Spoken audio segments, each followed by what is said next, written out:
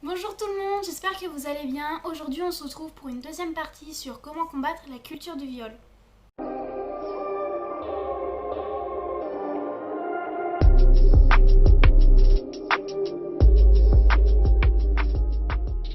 Cette fois-ci, il y aura moins de questions puisqu'il n'y en aura que 13, ce qui me permettra de plus les détailler. Mais le principe sera toujours le même, c'est-à-dire que je pose des questions qui cette fois n'ont jamais été posées sur mon Instagram et vous devez choisir entre deux réponses. De plus, les questions que je vais poser vont être plus pointilleuses que précédemment. Je pense même que parfois certains d'entre vous ne vont pas comprendre l'utilité de certaines questions et c'est tout à fait normal car je pense que tant qu'on n'a pas vécu la chose, on ne peut pas s'imaginer tous les petits détails qui l'entourent et qui peuvent nous atteindre. Sur ce, bon visionnage!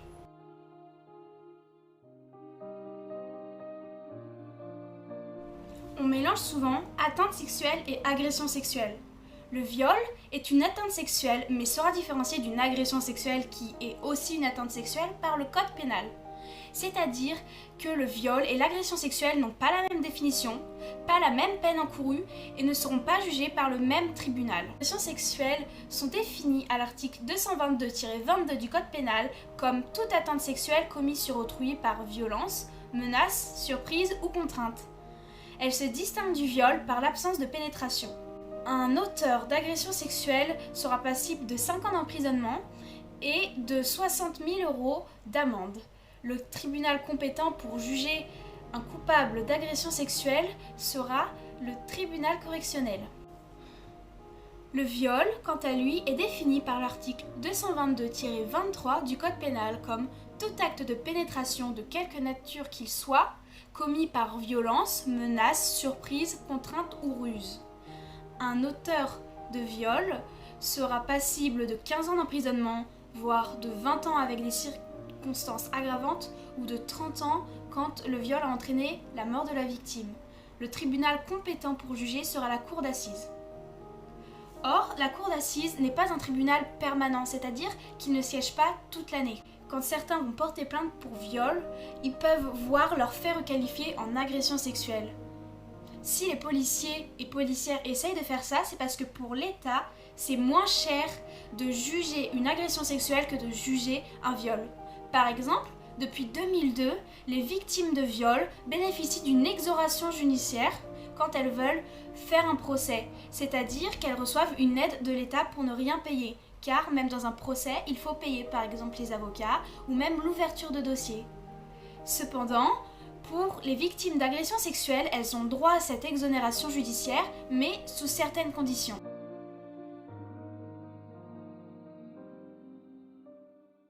Une prescription en droit est le temps qu'il nous reste pour porter plainte.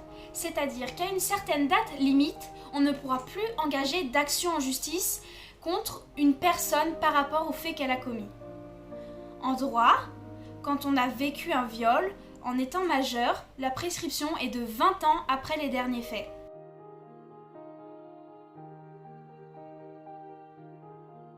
En 2018, le délai de prescription pour porter plainte contre un viol qu'on a subi durant notre minorité est passé de 20 ans à 30 ans. C'est-à-dire qu'on a jusqu'à 48 ans pour porter plainte contre un viol qu'on a subi en étant mineur. Cet allongement permet de donner le temps nécessaire aux victimes pour dénoncer les faits qui leur sont arrivés et ça permet aussi de prendre en compte les faits d'amnésie traumatique.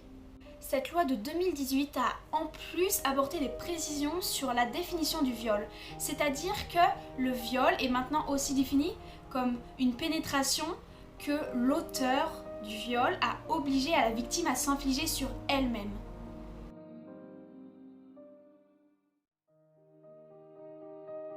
C'est faux. En France, le taux de fausses plaintes pour viol varie entre 0,8% et 2% selon les années. Mais comme chaque cause que l'on veut décrédibiliser, on ne retient que le pire.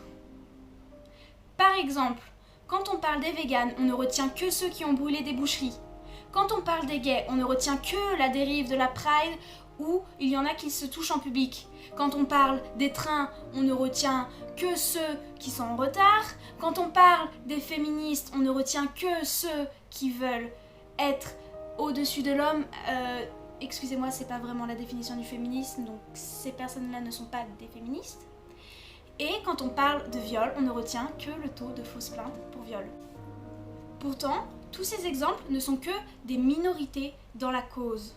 Mais ceux qui veulent contrer ce pourquoi on se bat ne vont retenir que ça pour l'utiliser.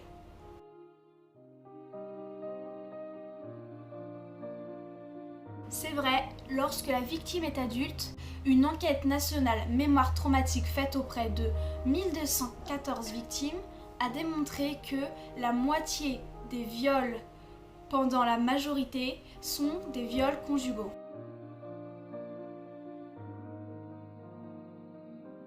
C'est malheureusement vrai. En France, 80% des femmes présentant un handicap ont déjà subi des agressions. Ce chiffre monte à 88% quand il s'agit de femmes présentant une forme d'autisme, selon l'étude Congrès encéphale de Paris. Ces personnes sont plus vulnérables que nous.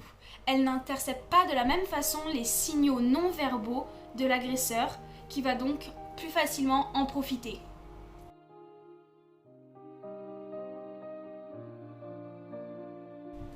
C'est vrai, 60% des femmes victimes et 70% des hommes victimes ont déjà subi des violences sexuelles lorsqu'ils étaient enfants, selon le ministère de l'Intérieur en 2017.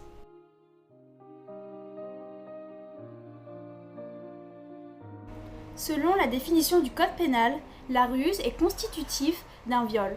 Pour vous, ça va peut-être paraître anodin, exagéré de qualifier ça d'un viol, mais mentir sur ce que l'on est constitue une ruse. Donc, cela constitue un viol. La personne savait que si elle avait dit la vérité, l'autre personne n'aurait pas couché avec elle. L'autre personne a donc donné son consentement, mais il n'est pas valable parce qu'il n'est pas éclairé, étant donné qu'il a eu des informations erronées sur la situation amoureuse de l'autre personne. Selon l'article 1130 du Code civil, l'erreur, le dol et la violence vicifient le consentement lorsqu'ils sont de telle nature que sans eux, l'une des parties n'aurait pas contracté ou aurait contracté à des conditions substantiellement différentes. En droit, on parlera de vice du consentement. La personne a consenti à coucher avec un tel célibataire et pas avec un tel marié. Et ce un tel le savait parce que sinon il n'aurait pas menti sur sa situation amoureuse.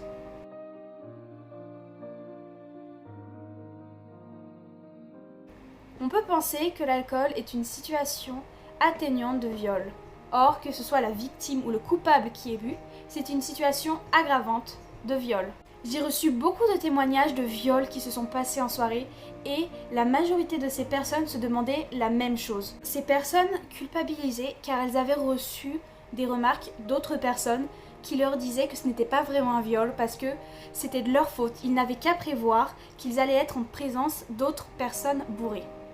Pour vous rassurer, une étude récente menée au Québec par Massil Benbourich, docteur en psychologie et en criminologie, a démontré que l'alcool dans le sang n'affecte pas la perception du consentement et de la violence. Ce n'est donc pas l'alcoolisation de l'agresseur qui cause les viols. C'est pourquoi la justice retient l'alcool comme circonstance aggravante.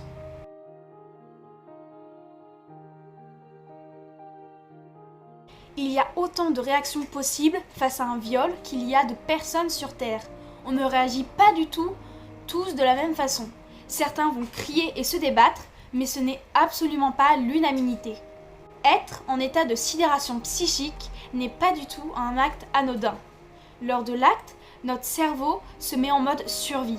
C'est-à-dire que on sait que si on fait un petit mouvement, on va se faire tuer, alors on est tétanisé. Et il y a aussi la peur qui joue beaucoup. La sidération psychique empêche également d'intégrer correctement les informations perçues par notre système nerveux. On ne comprend pas vraiment ce qu'il se passe, donc il ne faut surtout pas culpabiliser la personne de ne pas avoir réagi. Ce n'est pas parce qu'on est resté paralysé qu'on a aimé.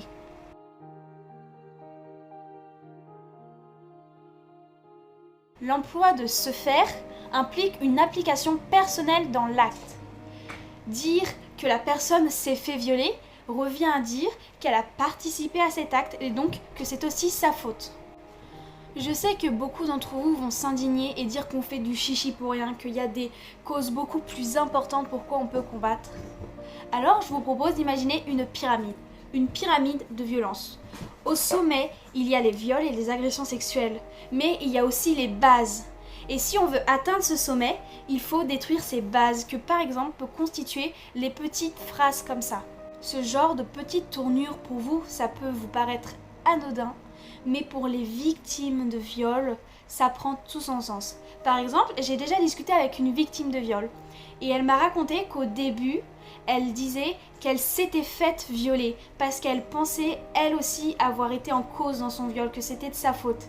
Et au fil du temps, au fil des années, alors qu'elle a compris qu'elle n'avait en rien à voir avec ça, qu'elle n'avait rien à se reprocher, elle est passée de « je me suis fait violer » à « j'ai été violée ». Et maintenant, elle ne dit que « j'ai été violée ».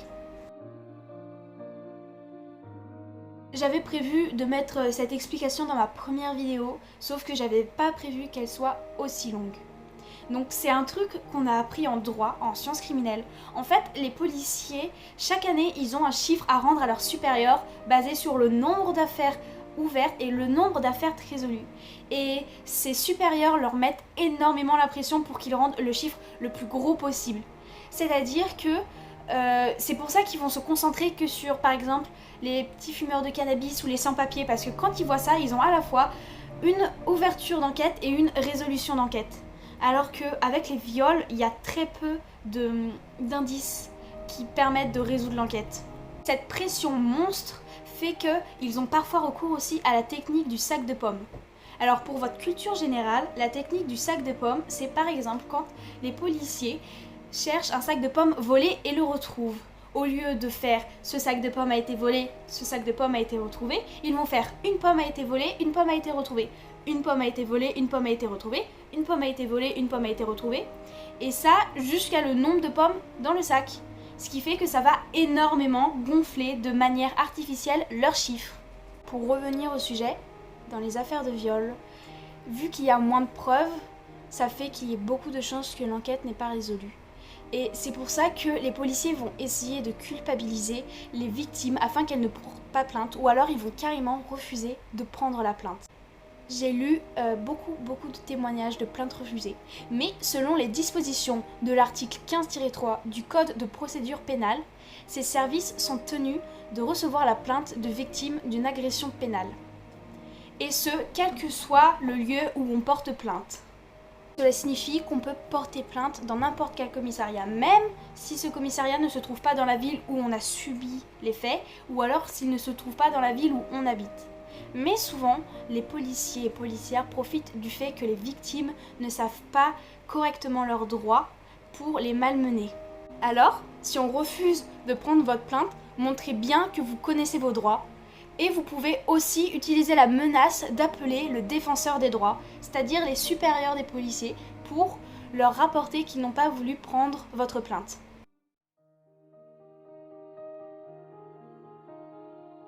Aujourd'hui, ça n'existe plus en France, mais ça existe encore dans de nombreux pays comme le Liban, la Malaisie, le Venezuela ou l'Indonésie. En fait, quand une jeune femme non mariée a été violée, pour sauver son honneur et celui de la famille, on la marie avec son violeur, qui restera donc impuni, mais sans l'accord de la victime. Cette tradition est perpétuée avec cette culture du mythe de la virginité féminine, où la femme doit préserver sa petite fleur sacrée pour un homme, et où le mariage est soi-disant l'accomplissement ultime de la vie. C'est donc la fin de la vidéo, merci d'avoir regardé jusque-là. J'ai essayé de prendre en compte les critiques constructives que vous m'avez fait dans la première vidéo. Alors si vous en avez remarqué d'autres à me faire cette vidéo-là, n'hésitez pas.